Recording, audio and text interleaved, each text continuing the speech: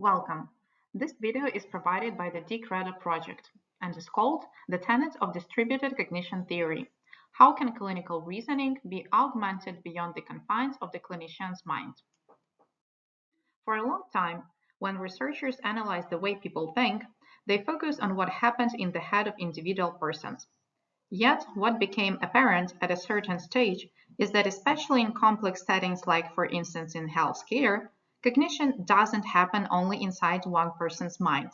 It emerges through interaction among people, tools, and environment. This is the idea behind distributed cognition theory, pioneered by Edwin Hutchins from the University of California, San Diego in the 1990s. In his book, Cognition in the Wild, Edwin Hutchins studied in great detail how a naval ship, USS Palau, navigated into harbor in the mid-late 1980s. He showed that navigation wasn't performed by one navigator, but by a whole system, a distributed network of crew members, instruments, charts, and communication protocols. Here, in the wild, means real-world, complex work activity, not the controlled environment of the lab. Distributed cognition is a member of a family of social cognitive theories that encourages us to zoom out, widening our lens to develop a more integrated view of problem solving in a complex, collaborative, and dynamic system, such as healthcare, where outcomes are dependent on how well the system functions. In distributed cognition theory, we change the unit of our analysis from the individual to a coordinated system, activity system, a network of people and artifacts or tools working together to accomplish a common task. Important is how each element contributes to problem solving through information flow. By information flow, we mean the transition of how information moves through the time, space, people, and tools. So when we now imagine we're standing at the bridge of a ship, we may see members of a ship crew, the navigator who plots the positions and updates course, radar operator who provides bearings and ranges using radar, a captain who makes decisions based on inputs from the team. We see artifacts like the map, which are physical or digital objects that store information that help in the tasks. Some of the artifacts are used as tools to transform the information, like the radar that converts the time of bouncing emitted radio waves into distance of the ship to other objects. The ship is located somewhere on the sea, which is its environment that influences the work. The sea can be rough with strong wind, the visibility could be affected by fog, there could be other ships or rocks nearby. The crew performs some routine procedures they are all familiar with and practice for a long time that help them to reach their common goal, which is maintain safe and accurate navigation, for instance, to the harbor. Each piece of information within the system, like a bearing, a number, or a monitor reading, is called formally a representational state. Representational state is how the system knows something at a given moment. In navigation, that could be the ship's current position. In medical practice, it might be a patient's blood pressure reading. Representations may be internal, that is held privately by individuals like memory, mental models, or tested knowledge. External representations are visible and accessible in shared artifacts like paper notes, maps, or electronic health records for collective understanding and action. Information moves through the system, from a compass reading to a verbal report to a plotted course on a chart. Similarly, in an intensive care unit, a blood pressure value moves from the patient sensor to a monitor, then to the nurse's assessment, and finally to a physician's decision to intervene.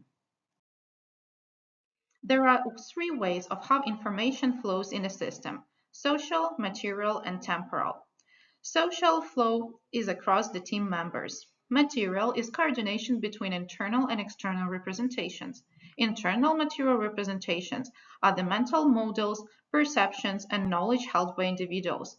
External representations are the physical or digital traces that make information visible and shareable, such as monitor reading, written notes, or entries in electronic health records. Temporal information flows is the information produced in earlier events that transforms the nature of later events. The process of distributed cognition, as explained in the classical example of ship navigation studied by Hutchins, transfers well to the process of clinical reasoning.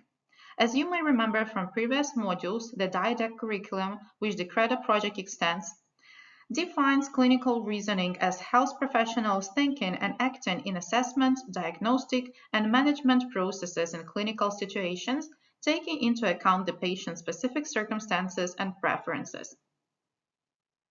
In the D-CREDO course, we will show you many aspects of the clinical reasoning process, such as patient assessment, gathering, interpreting, and synthesizing patient information, generating differential diagnosis, developing a treatment or patient management plan, patient participation in clinical reasoning, interprofessional collaboration in clinical reasoning, consideration of ethical aspects, self-reflection on clinical reasoning performance, and strategies to avoid medical errors and biases. In the distributed cognition theory, through its systematic approach to analyzing how thinking is distributed within a complex system among different stakeholders, tools, and the organization of the system, helps reveal how cognitive processes are shared. This approach makes it possible to highlight the various aspects of the clinical reasoning process mentioned above. Let's take a closer look at this medical example. A patient's blood pressure is continuously monitored using both automated devices and clinical judgment. The measurement begins at a physical signal, pressure waves in the artery, which the monitor converts into numbers on the screen. That value becomes a representational state, interpreted by the nurse. The nurse integrates it with other cues, the patient's appearance, current medications, and recent events. This is the internal representational state. If something doesn't fit, they may repeat the measurement or gather more data. The information from the internal representation state of the nurse is then written on the bedside chart or entered into the electronic health record, transforming individual perception into shared knowledge available to the whole team. Through verbal updates and documentation, the information propagates across the system, from monitor to nurse to physician to treatment decisions. The system as a whole, people and tools together, creates the cognitive process that guides patient care. The horizon of observation describes what each participant can perceive within the system. On a ship, the helmsman sees instruments, the captain sees the big picture. In an intensive care unit, a nurse watches the monitor continuously, while a physician integrates information from multiple sources. Cognition here is distributed across horizons of observation. The role of information processing tools in the system, which are increasingly digital, is to enable the movement of information from internal to external representations, where it can be shared by the team and transferred through the tools, thereby freeing the cognitive resources of the team members. They extend the horizon of observation into time and space. At the same time, their faults, whether due to technical errors in operation, improper configuration, user-unfriendly layout, or lack of knowledge about proper use, may introduce new types of error. Distributed cognition reminds us that thinking is shared work. Whether guiding a ship or caring for a patient, understanding cognition as a collective system help us design better teamwork, interfaces, and education. Thank you for watching.